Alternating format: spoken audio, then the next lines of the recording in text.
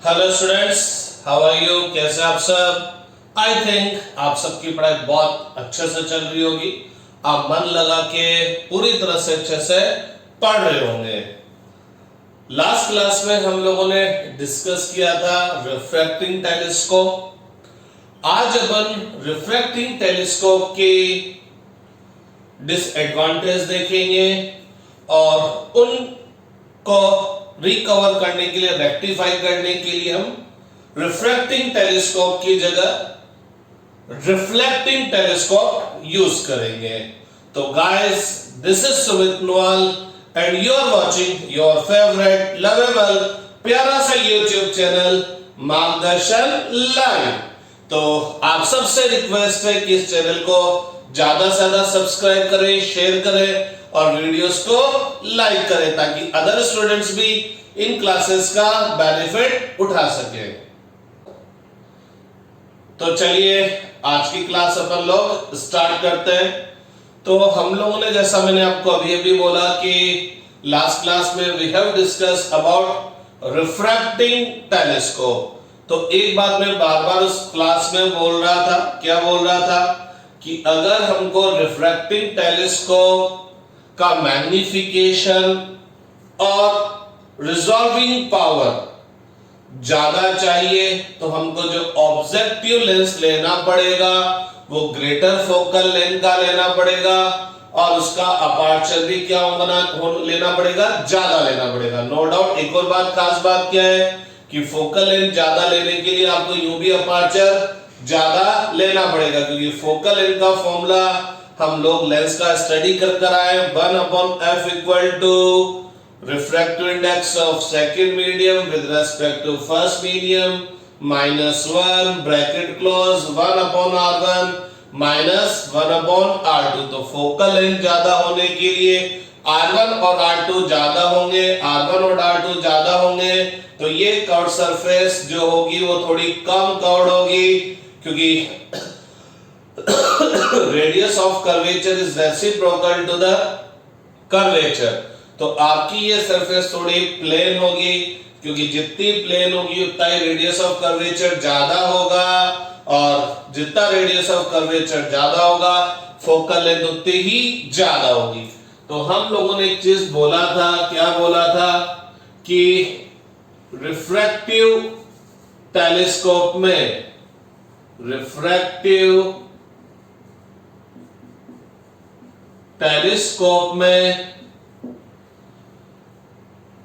Magnification और resolving power ज्यादा रखने के लिए क्या होना चाहिए, जो ऑब्जेक्टिव लेंस है should have larger aperture and larger focal length। Aperture ज्यादा क्यों रखते हैं? To increase resolving power. जब हम वे ऑप्टिक्स देखेंगे तो वहां पर हम रिजॉल्विंग पावर देखेंगे, वहां पर उसका फॉर्मूला भी देखेंगे, तो वहां अपन को पता लगेगा जिस लेंस की रिजॉल्विंग पावर ज्यादा होगी वो पास पास रखे ऑब्जेक्ट को भी अलग अलग देख पाएगा। तो रिजॉल्विंग पावर इंक्रीज करने के लिए अपर्चर ज्यादा होना चाहिए, और अपर्चर ज्यादा होने का क्यों किया जाता है, इसका एक और रीजन है, टू इंक्रीज द इंटेंसिटी या ब्राइटनेस ऑफ इमेज। क्योंकि आपका लेंस जितना बड़ा होगा, इनफाइनाइट से आने वाली रेस उतनी ही ज्यादा लेंस के अंदर एंटर करेगी, क्योंकि ऑब्जेक्ट इनफाइनाइट पर है, तो उससे जब रेस आपके पास आएगी तो वो फैल जाती है। जो रेस अभी यहाँ पर पास पास में है लेकिन दूर जाते हैं तो उनके बीच की डिस्टेंस इंक्रीज हो जाती है। तो ज्यादा से ज्यादा रे कैप्चर करने के लिए लेंस बड़ा बनाना पड़ेगा, क्योंकि जब तक लाइट ज्यादा नहीं आएगी तो इमेज डिम होगी, ब्राइटनेस उसकी कम होगी। तो अपर्चर इसलिए बड़ा रखते हैं। और फोकल लेंथ, अरे मैग्निफिकेशन ऑफ रिफ्रैक्टिंग टेलीस्कोप हमने देखा था। अगर मैं नॉर्मल एडजस्टमेंट की बात करूं, when I is in relax position, बोले तो when image is from at infinity minus F upon F E आया था। और सिंपल जनरल फॉर्मूला बात करो तो जनरल फॉर्मूला ये था माइनस एफ अपॉन यूई। तो फोकल लेंथ जितनी ज्यादा होगी मैग्निफिकेशन भी उतना ही ज्यादा होगा।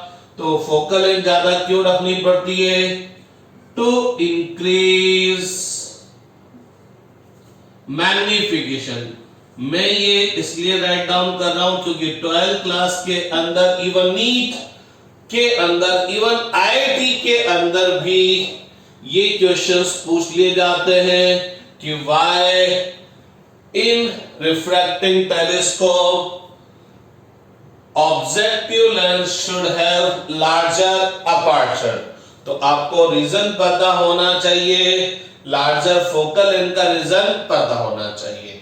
अब एक प्रॉब्लम आती है क्या कि हमको ये तो पता लग गया रिफ्रैक्टिव टेलीस्कोप, रिफ्रैक्टिंग टेलीस्कोप के अंदर हमको जो ऑब्जेक्टिव लेंस लेना पड़ेगा उसकी फोकल लेंथ ज्यादा होगी, अपर्चर ज्यादा होगा। लेकिन जब हम मैन्युफैक्चर करने जाते हैं ज्यादा अपर्चर का लेंस और ज्यादा फोकल लेंथ का लेंस मैन्युफैक्चर करना जाते हैं तो पता लगता है इस तरह के लेंस बनाना थोड़ा सा टफ जॉब होता है। बोले तो इस तरह के लेंस आप इजी वे में कंस्ट्रक्ट नहीं कर पाते और साथ साथ ये बहुत हेवी भी होते हैं और बहुत महंगे भी होते हैं, बहुत कॉस्टली भी होते हैं। तो जो लार्जर अपर्चर और लार्जर फोकल लेंथ के जो लेंस होते हैं, it is very difficult, it is very difficult to construct such type of lens, to construct a lens of larger aperture and larger focal length। इस तरह के lens बनाना मुश्किल होता है। साथ ही साथ एक और खास बात क्या है, एक और खास बात नहीं बोलना चाहिए, प्रॉब्लम बोलनी चाहिए। इस तरह के लेंस क्या होते हैं, बहुत हेवी होते हैं और हेवी होने की वजह से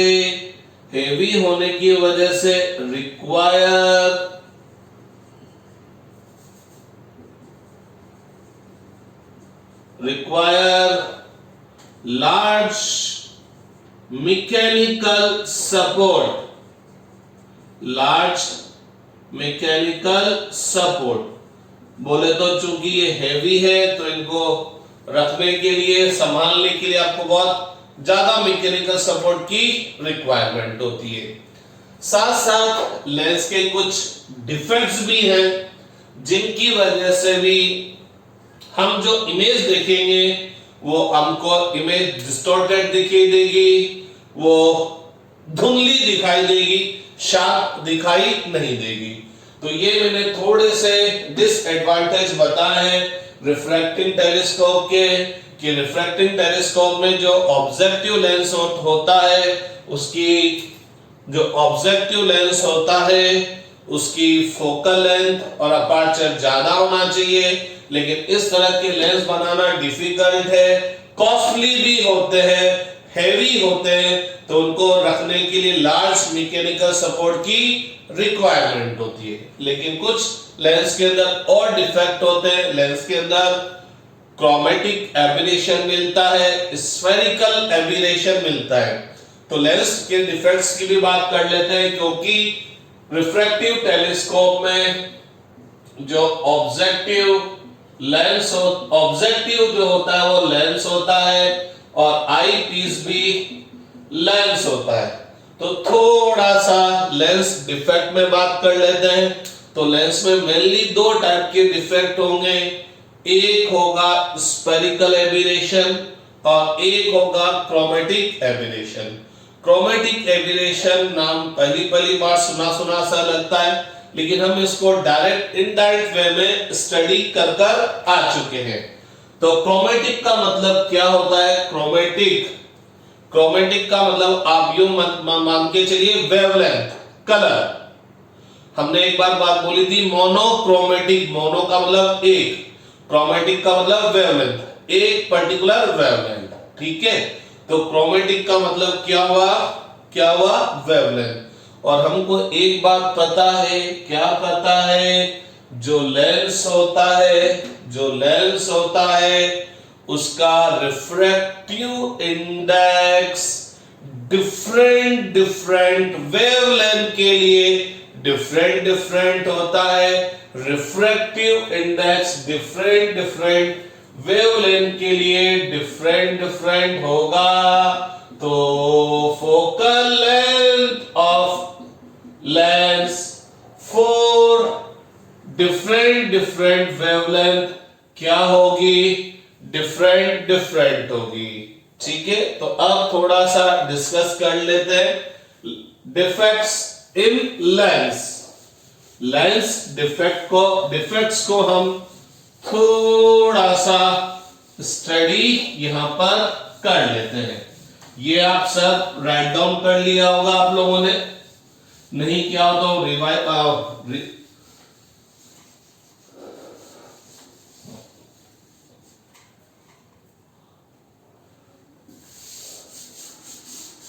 ठीक है। तो अब अपन बात करते हैं लेंस डिफेक्ट। तो सबसे पहले बात करते हैं क्रोमैटिक एबिरेशन। तो क्रोमैटिक एबिरेशन क्या होगा? क्रोमैटिक को आप सिंपल वे में एक तरह से समझ सकते हैं, इसका मीनिंग किससे?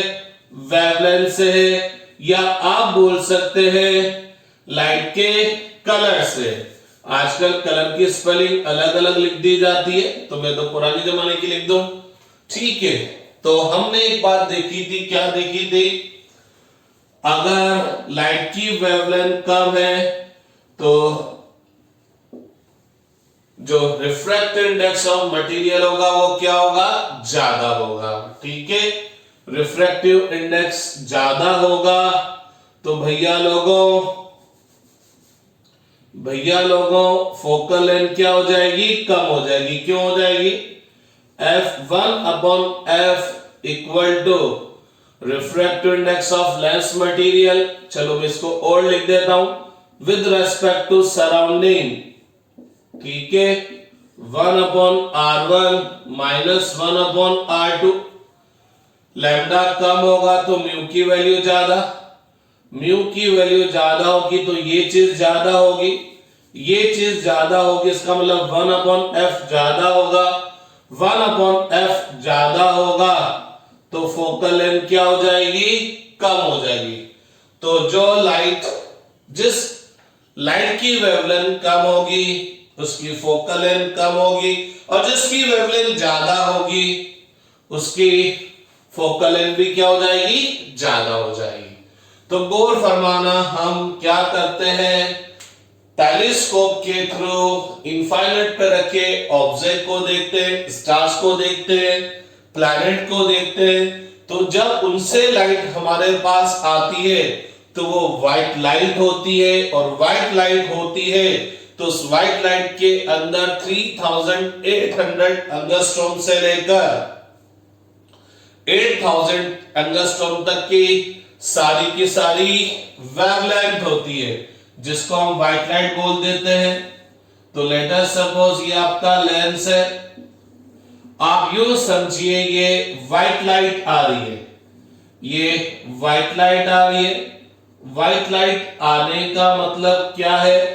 व्हाइट लाइट आने का मतलब क्या है कि इसके अंदर 3800 एंगस्ट्रॉम से 8000 एंगस्ट्रॉम की सारी वेवलेंथ होगी। तो पता लगा जिसकी वेवलेंथ सबसे कम होगी उसके लिए भी फोकल लेंथ सबसे कम होगी। तो ये रेस प्रिंसिपल एक्सिस के पैरेलल आ रही है। 3800 एंगस्ट्रॉम वाला भी, 5000 वाला भी, 7000 वाला भी, 8000 वाला भी, सब अभी साथ ही आ रहे हैं, सब प्रिंसिपल एक्सिस के पैरेलल आ रहे हैं। लेकिन जब लेंस से रिफ्रैक्शन होगा तो जो 3800 एंगस्ट्रॉम वाली है वो फटाफट यहां पर कॉन्वर्ज हो जाएगी और वो रे यहां पर जाकर मीट कर जाएगी, क्योंकि उसके लिए जो फोकल लेंथ होगी वो क्या होगी? कम होगी। और इसी लाइट के अंदर जिसकी वेवलेंथ ज्यादा है वो उसकी फोकल लेंथ भी ज्यादा होगी। तो वो लाइट आफ्टर रिफ्रैक्शन यहां पर जाकर मीट करेगी। हम सब जानते हैं विजिबल लाइट में सबसे कम फोकल लेंथ किसकी होती है? वॉयलेट की। तो ये वॉयलेट के लिए फोकस हो गया। और सबसे ज्यादा किसकी होती है? रेड की। तो ये रेड की क्या हो गई? फोकल लेंथ हो गई। रेड का फोकस हो गया। तो पता लगा वॉयलेट के लिए फोकल लेंथ कम होगी, रेड के लिए फोकल लेंथ ज्यादा होगी। तो गौर फरमाना ये रेस कहां से आ रही है? इनफाइनाइट से। तो इनफाइनाइट से किसी ऑब्जेक्ट से जब ये रेस आ रही है यहां तो साथ साथ में, लेकिन यहां रिफ्रैक्शन के बाद ये अलग अलग हो गई, तो हमको उस पॉइंट ऑब्जेक्ट का इमेज यहां पर भी दिखेगा, यहां पर भी दिखेगा। अरे यहाँ वॉयलेट आया, यहाँ इंडिगो आएगा, यहाँ ब्लू आएगा, यहाँ ग्रीन आएगा। तो वही पॉइंट ऑब्जेक्ट हमको यहां से लेकर यहां तक दिखाई देगा।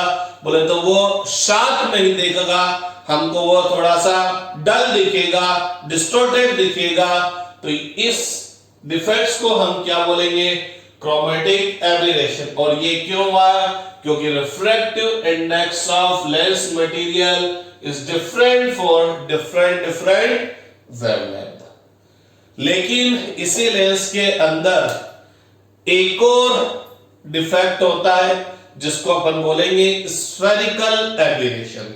अगर मैं थोड़ा सा और डिटेल में चल जाऊं तो स्फेरिकल एब्रेशन मिरर में भी मिलता है, स्फेरिकल मिरर में भी मिलता है। लेकिन हम अगर स्फेरिकल मिरर को पैराबोलिक मिरर बना देंगे तो वहां पर स्फेरिकल एब्रेशन नहीं मिलेगा। अब बात करते हैं स्फेरिकल एब्रेशन क्या है। तो आप फटाफट ये राइट डाउन कर लीजिए, स्क्रीनशॉट ले लीजिए, पॉज कर लिख लीजिए।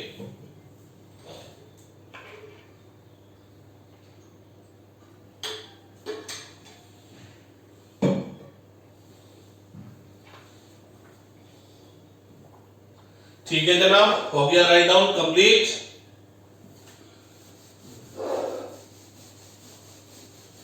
हम बेसिकली ये डिस्कस करने जा रहे हैं कि जब हम टेलीस्कोप के थ्रू इनफाइनाइट पर रखे, डिस्टेंट बहुत दूर रखे बिगर ऑब्जेक्ट को देखते हैं तो रिफ्रैक्टिंग टेलीस्कोप में क्या क्या प्रॉब्लम अराइज होती है, और उसकी वजह से हम टेलीस्कोप, रिफ्रैक्टिंग टेलीस्कोप यूज ना कर रिफ्लेक्टिंग टेलीस्कोप यूज करेंगे। दैट्स व्हाई मैं आपको बता रहा हूं कि लेंस के अंदर क्या क्या डिफेक्ट्स हमको देखने को मिलेंगे। अब अपन बात करते हैं स्फेरिकल एब्रेशन। स्फेरिकल एब्रेशन तो क्या होगा? स्फेरिकल एब्रेशन ये आपका कॉन्वेक्स लेंस है, और ये लेंस जितना बड़ा होगा स्फेरिकल एब्रेशन उतना ही ज्यादा होगा, इमेज उतनी ही ज्यादा डल, उतनी ही ज्यादा डिस्टॉर्टेड बनेगी। तो देखते हैं स्फेरिकल एब्रेशन क्या होगा।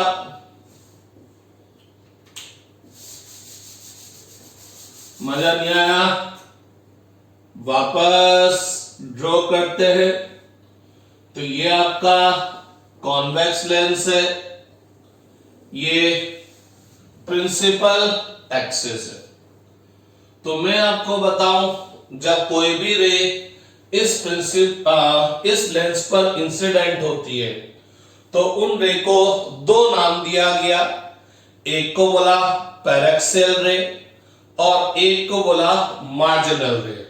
मैं ज्यादा डिटेल में नहीं जाता, मैं बस पैरेक्सियल रे क्या होगी, वो रेस होगी जो प्रिंसिपल एक्सिस के पास होगी, और मार्जिनल रे क्या होगी, जो ऐसी रे होगी जो प्रिंसिपल एक्सिस से दूर होगी। अगर थोड़ा चलो डिटेल में चल जाऊं तो पैरेक्सियल रे क्या होगी, जिनके लिए एंगल ऑफ इंसिडेंस कम होगा, और जो मार्जिनल रे होगी उनके लिए एंगल ऑफ इंसिडेंस ज्यादा होगा। तो अगर आपको थोड़ी सी मेरी बात याद आती हो कि जब हम लोगों ने लेंस फॉर्मूला फाइंड आउट किया था तो हमने बोला था इंसिडेंट एंगल, रिफ्रैक्टेड एंगल क्या होंगे, स्मॉल होंगे। तो हमारे पास जो लेंस मेकर फॉर्मूला, जो फोकल लेंथ का फॉर्मूला आया था, वो किसके लिए आया था, पैरेक्सियल रे के लिए आया था। तो हम जो डिस्कशन करते हैं वो पैरेक्सियल रे के लिए करते हैं। तो मैं क्या कहना चाह रहा हूं समझिएगा बात। ये लेंस है, ये रे आ रही है प्रिंसिपल एक्सिस के पैरेलल, ये रे आ रही है प्रिंसिपल एक्सिस के पैरेलल, ये रे यहां पर है, ये रे यहां पर है। सारी रे प्रिंसिपल एक्सिस के पैरेलल है, लेकिन ये रे प्रिंसिपल एक्सिस के पास में, तो इनको बोलते हैं पैरेक्सियल रेज। इनको क्या बोलते हैं भाई, पैरेक्सियल रेज बोलते हैं। और ये जो रेज है जो प्रिंसिपल एक्सिस से दूर है, इनको हम बोलते हैं मार्जिनल रे। इनको हम बोलते हैं मार्जिनल रे। हमारा जो मेन डिस्कशन होता है थ्रू आउट द चैप्टर वो इस वाली रे के हिसाब से होता है। ठीक, अब आप एक बात देखो, ये अपर्चर जितना बड़ा होगा, अपर्चर जितना ज्यादा होगा, मार्जिनल रेस उतनी ही ज्यादा आकर इंसिडेंट होगी। क्योंकि अगर लेंस यहां तक होता तो ये रे यहां तक आती, यहां पर भी आती, तो मार्जिनल रेस बढ़ जाती। तो एक बात पता लगता है क्या, कि पैरेक्सियल रे और मार्जिनल रे के लिए जो फोकस होता है वो डिफरेंट होता है। हमारा जो फॉर्मूला है वो इसके लिए है, हम मार्जिनल रे के लिए हमने फॉर्मूला डिराइव नहीं किया क्योंकि वो हमारे सिलेबस में नहीं है। लेकिन एक बात पता लगती है कि जो ये मार्जिनल रेस है जो प्रिंसिपल एक्सिस के पैरेलल आ रही है, after refraction from the lens यहां से पास होती है, तो ये मार्जिनल रेस का फोकस हो गया, और जो पैरेक्सियल रेस है वो आफ्टर रिफ्रैक्शन प्रिंसिपल एक्सिस के इस पॉइंट से पास होती है, तो ये पैरेक्सियल रे का क्या हो गया, फोकस हो गया। हम जो डिस्कस करते हैं वो इस वाले फोकस को डिस्कस करते हैं। अब आप एक बात देखिएगा, ये अपर्चर जितना बड़ा होगा मार्जिनल रेस उतनी ज्यादा आएगी, तो क्या होगा, ऑब्जेक्ट इनफाइनाइट पर रखा है, उससे सारी रेज आ रही है, उस इनफाइनाइट पर रखे ऑब्जेक्ट का इमेज यहां पर भी बन रहा है, यहां पर भी बन रहा है, इवन कुछ रे यहां पर आएगी तो उनका इमेज यहां पर भी बनेगा। तो उस पॉइंट ऑब्जेक्ट का इमेज मेरे को यहां से लेकर यहां तक मिलेगा, बोले तो वो पॉइंट ऑब्जेक्ट मेरे को फैला हुआ मिलेगा। It means object image sharp नहीं मिलेगी, इमेज डल मिलेगी, डिस्टॉर्टेड मिलेगी। तो इस डिफेक्ट को हम क्या बोलते हैं, स्फेरिकल एबेरेशन। ये का यही डिफेक्ट स्फेरिकल मिरर में भी हमको मिलता है। ठीक है, तो इन सब प्रॉब्लम को दूर करने के लिए हम क्या यूज करेंगे, रिफ्लेक्टिंग टेलीस्कोप। रिफ्लेक्टिंग टेलीस्कोप भी डिफरेंट टाइप के होते हैं। रिफ्लेक्टिंग टेलीस्कोप भी डिफरेंट टाइप के होते हैं, लेकिन हमारे सिलेबस में जो है वो है कैसीग्रेन रिफ्लेक्टिंग टेलीस्कोप। हम उसी को डिस्कस करेंगे। तो सबसे पहले थोड़ा सा एक एडवांटेज देख लेते हैं, advantage of reflecting telescope over refracting telescope. नाम से ही पता लग रहा है रिफ्लेक्टिंग टेलीस्कोप। रिफ्लेक्टिंग टेलीस्कोप में हम जो ऑब्जेक्ट लेंगे, ऑब्जेक्ट बोले तो जो ऑब्जेक्ट की तरफ होगा, वो लेंस की जगह क्या लेंगे, मिरर, और मिरर लेते ही बहुत सारी प्रॉब्लम्स दूर हो जाएगी। ठीक है। अरे रिफ्रैक्टिंग टेलीस्कोप में जो ऑब्जेक्टिव लेंस था, ऑब्जेक्टिव जो था वो लेंस था, लेकिन रिफ्लेक्टिंग टेलीस्कोप में लेंस की जगह हम क्या यूज करेंगे, मिरर, क्योंकि मिरर ही क्या करेगा, रिफ्लेक्शन करेगा। तो चूंकि मैंने डिफेक्ट्स ऑफ आपको लेंस बता दिए, डिफेक्ट्स ऑफ रिफ्रैक्टिंग टेलीस्कोप बता दिए, तो अब मैं आपको एडवांटेज बता देता हूं, क्योंकि यही एडवांटेज है, advantage of reflecting telescope over refracting telescope. तो देखिए क्या क्या एडवांटेज है। पहला एडवांटेज मैं आपको बता दूं, क्या, क्योंकि जब हम मिरर लेंगे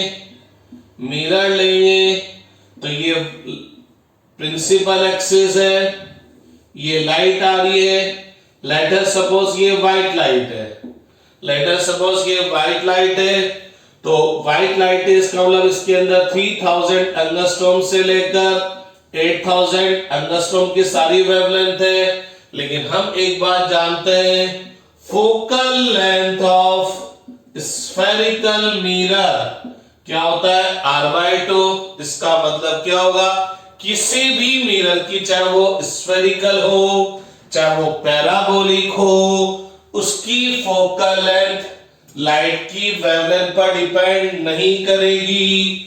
तो 3000 एंगस्ट्रॉम वाली लाइट भी आफ्टर रिफ्लेक्शन यहीं जाकर मीट करेगी, 5000 वाली भी यहीं जाकर मीट करेगी, 8000 वाली भी यहीं जाकर मीट करेगी।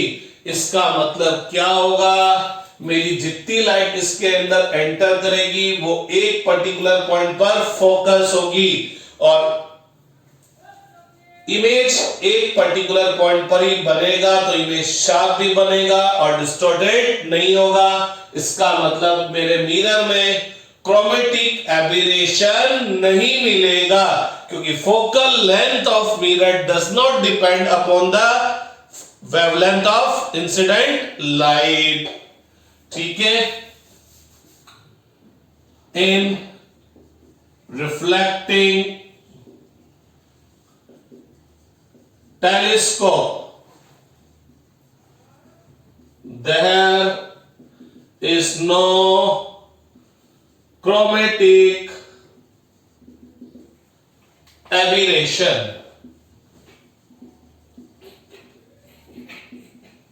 as objective is mirror। जो ऑब्जेक्टिव है वो क्या है, मिरर है, तो कोई स्फेरिकल एबेरेशन नहीं मिलेगा, सॉरी क्रोमेटिक एबेरेशन नहीं मिलेगा। लेकिन अगर मैं रिफ्लेक्टिंग टेलीस्कोप में मिरर में स्फेरिकल मिरर ले लूंगा, तो वहां पर मेरे को स्फेरिकल एबेरेशन मिलेगा। इसका मतलब पैरेक्सियल रे के लिए फोकल लेंथ क्या होगी, ज्यादा होगी, और मार्जिनल रे के लिए फोकल लेंथ कम होगी। उस प्रॉब्लम को रिजॉल्व करने के लिए हम क्या करेंगे, पैराबोलिक मिरर लेंगे। तो to reduce spherical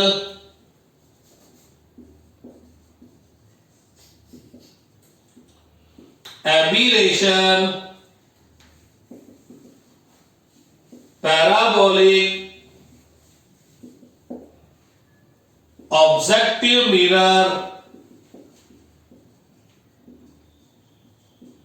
is used in reflecting telescope. तीसरी बात क्या है, जैसा मैंने आपको बोला, ये सारी वेवलेंथ को एक पॉइंट पर लेके जाएगा, फैलाएगा नहीं, तो इमेज क्या होगी, ब्राइट होगी. In reflecting telescope image will be bright in comparison to refracting telescope.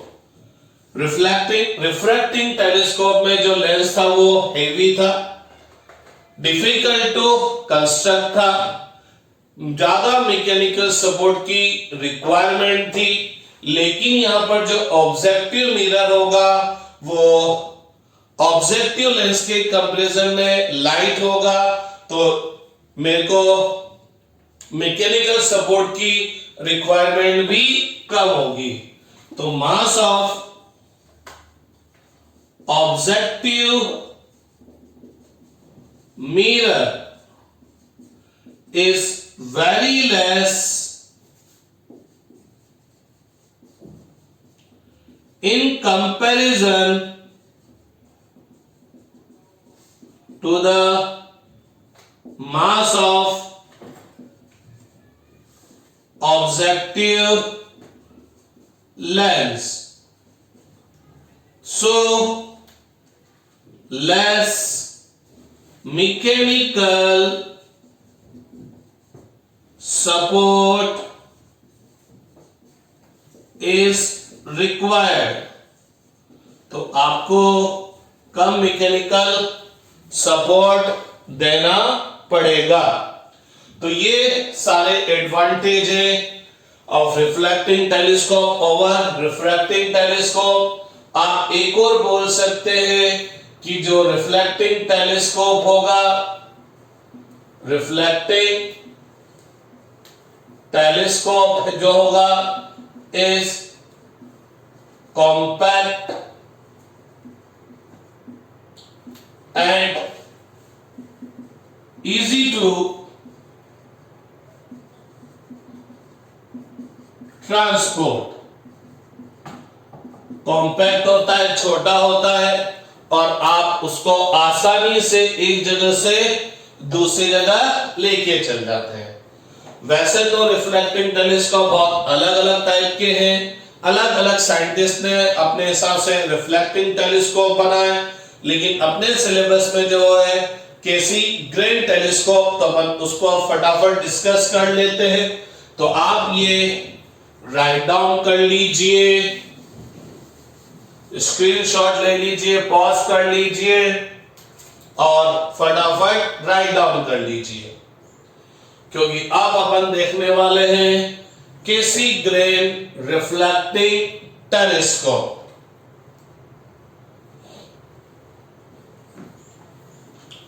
तो रब करने जा रहा हूं जनाब.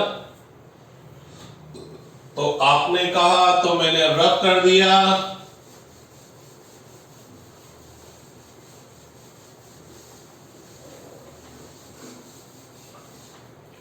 तो अब अपन डिस्कस कर लेते हैं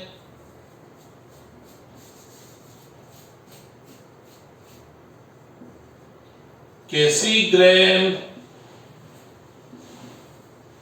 reflecting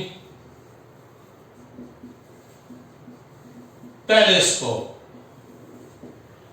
तो कैसीग्रेन रिफ्लेक्टिंग टेलीस्कोप में जो ऑब्जेक्ट होता है वो कॉनकेव मिरर होता है. ऑब्जेक्ट का मतलब क्या है, जिस पर इनफाइनाइट पर रखे ऑब्जेक्ट से या कोई भी ऑब्जेक्ट से इमिटेड रेस आकर इंसिडेंट होगी, तो ऑब्जेक्ट से आने वाली रेस जिस लेंस या जिस मिरर पर आकर इंसिडेंट होगी वो क्या होगा, ऑब्जेक्ट होगा वो.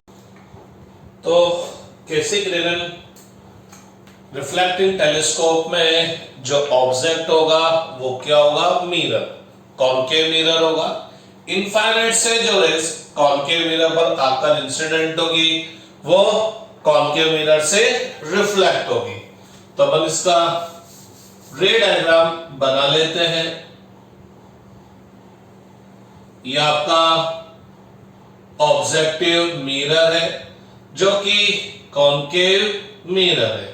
हम इस कॉनकेव मिरर में एक बीच में होल बना देते हैं। ये इसकी प्रिंसिपल एक्सिस है। तो ये कॉनकेव मिरर डिस्टेंट दूर रखे ऑब्जेक्ट की तरफ होगा। उस ऑब्जेक्ट से रे आ रही है, नो डाउट ऑब्जेक्ट बहुत दूर है, बहुत डिस्टेंस पर है, तो उससे आने वाली रेस क्या होगी, पैरेलल होगी, और वो रेस हम इसकी प्रिंसिपल एक्सिस के भी पैरेलल रख देते हैं। तो ये पैरेलल बीम ऑफ लाइट जो कि प्रिंसिपल एक्सिस के पैरेलल है, आफ्टर रिफ्लेक्शन कहां जाकर मीट करने की कोशिश करेगा, फोकस पर। लेकिन हम क्या करेंगे, इस फोकस से पहले ही एक कॉन्वेक्स मिरर यहां पर प्लेस कर देंगे। तो ये आफ्टर रिफ्लेक्शन फोकस पर आने की कोशिश करेगा, ये भी आफ्टर रिफ्लेक्शन फोकस पर आने की कोशिश करेगा, लेकिन फोकस पर पहुंचने से पहले ये इनकी मुलाकात किससे हो जाएगी, कॉन्वेक्स मिरर से। और ये कॉन्वेक्स मिरर क्या करेगा, इन रेस को रिफ्लेक्ट करके ये जो कॉनकेव मिरर, जो ये जो ऑब्जेक्टिव मिरर में होल था, यहां पर भेज देगा। और हम यहां से ही क्या करेंगे, इस ऑब्जेक्ट को देखेंगे। तो ये आपका कैसीग्रेन रिफ्लेक्टिंग टेलीस्कोप हो गया, जिसके अंदर जो ऑब्जेक्ट है या ऑब्जेक्टिव जो मिरर है वो क्या है, कॉनकेव मिरर। क्योंकि हम जानते हैं कि जो मिरर है उसमें क्रोमेटिक एब्रेशन नहीं मिलता है। ये सारी रेस को, चाहे ये रेड कलर आ, ये व्हाइट लाइट आएगी, जो सन या स्टार्स होते हैं वो तो व्हाइट लाइट इमिट करते हैं, या ये बोलो वो सारी की सारी जीरो से लेकर इनफाइनाइट तक की वेवलेंथ वाली ईएम वेव्स इमिट करते हैं। लेकिन हम सब जानते हैं कि हमको कोई भी ऑब्जेक्ट केवल विजिबल लाइट की वजह से दिखाई देता है। तो ये जो रेस आ रही है ये विजिबल लाइट है, जिससे हम ऑब्जेक्ट को देख पाएंगे। तो इसके अंदर 3800 एंगस्ट्रॉम से लेकर 7800 एंगस्ट्रॉम या 8000 एंगस्ट्रॉम की सारी वेवलेंथ है। लेकिन आप सब जानते हैं जो मिरर होता है इसकी जो फोकल लेंथ होती है वो सब वेवलेंथ के लिए सेम होती है। तो यहाँ red colour, violet colour, green colour सब साथ है, आफ्टर रिफ्लेक्शन भी सब साथ होंगे। बोले तो यहाँ पर इनका क्रोमेटिक एब्रेशन नहीं होगा, अलग अलग कलर अलग अलग डायरेक्शन में नहीं जाएंगे, तो सारी लाइट एक साथ जाएगी, तो इमेज जो बनेगी वो भी ब्राइट बनेगी। हाँ, स्फेरिकल एब्रेशन रिड्यूस करने के लिए हम ये जो मिरर लेंगे, स्फेरिकल मिरर ना लेकर पैराबोलिक मिरर हम यहां पर यूज करेंगे। जो ये आपका कॉनकेव मिरर होता है, इसका जो मास होता है वो रिफ्रैक्टिंग टेलीस्कोप में जो ऑब्जेक्टिव लेंस होता है उसके कंपैरिजन में स्मॉल होता है, कम होता है, लेस होता है। तो इस मिरर को मैकेनिकली हैंडल करना भी थोड़ा इजी होता है। और चूंकि यहाँ पर पॉलिश केवल एक साइड होती है तो आप इसको अच्छे से होल्ड कर सकते हैं। तो ये आपका कैसीग्रेन रिफ्लेक्टिंग टेलीस्कोप ओवर होता है। अब फिर अपन नेक्स्ट क्लास में आगे मिलेंगे। तो आज के लिए इतना बहुत है। Goodbye, thank you so much.